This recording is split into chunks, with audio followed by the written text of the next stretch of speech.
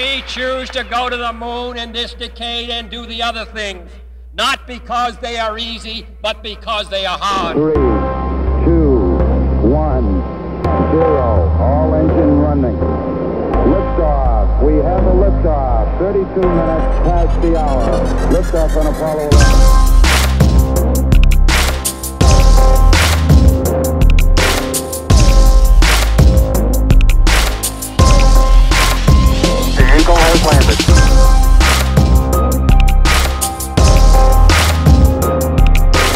There's only been about 2 or 3 people that have done this successfully, and they've kind of shortcutted it. And we weren't going to shortcut it because that's just not our style. Other people have done the swaps or tried it. I think there's been 3.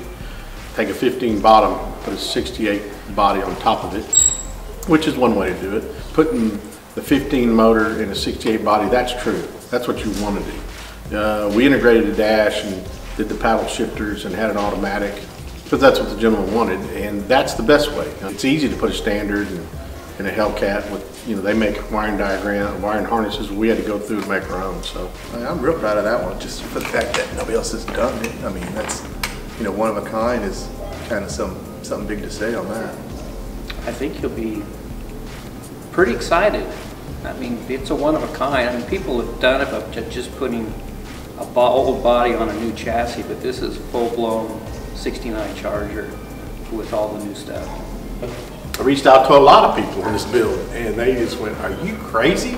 You're nuts. You can't get it done. The feat hasn't been done, and so y'all aren't going to get it done." And I turned to the guys and said, "All right, we're on our own," and they just went after it.